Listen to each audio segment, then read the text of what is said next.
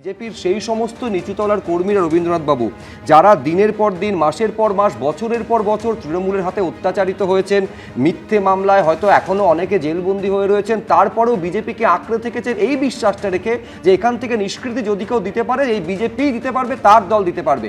ওই নিচুতলার কর্মীদের এই ব্যক্তি দল দেশ এটা শীর্ষ নেতৃত্ব বোঝাতে পারবে তো? শুধু বিজেপি কর্মী কেন, মানে শ্রমিক ভট্টাচার্যের নিজের কি ভালো লাগছে? আমাদের মুখ্যমন্ত্রী শুভেন্দু অধিকারী তার কি ভালো লাগছে?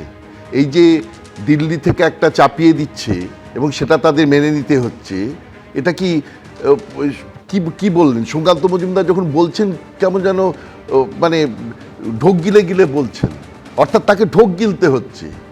এই জিনিসটা তাদের ভালো লাগছে না। বিজেপি, কেন্দ্রীয় বিজেপির এক ধরনের এজেন্ডা, বেঙ্গল বিজেপির আরেকটা এজেন্ডা।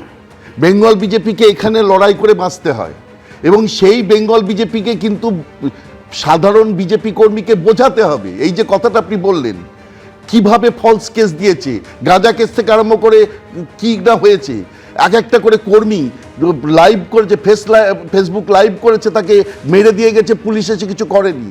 তাহলে এই সমস্ত কর্মীদের নির্বাচনে রবীন্দ্রনাথ বাবু ছোট্ট একরত্তি শিশুর মাথায় বন্দুক ঠেকিয়ে দল বদল তাহলে এই যে কর্মীগুলোর বাড়ির পরিবারের যারা সদস্য, তাদের কাছে কি মনে হবে আজকে যে এই ভরসায়, এই আশায় আমরা বিজেপি করেছিলাম, যে বিজেপির যে লোক যার সম্বন্ধে সুকান্ত মজুমদারের যে ভাইরাল ভিডিও ক্লিপ ঘুরে বেড়াচ্ছে তার সম্বন্ধে বললেন, তিনিই আবার বিজেপিতে 1 ঘন্টার মধ্যে চলে আসলেন।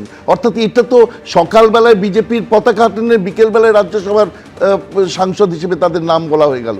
3টে যদি না আসতো, 2 দিন বাদে যদি যেত, কি বিজেপির অসুবিধা হতো?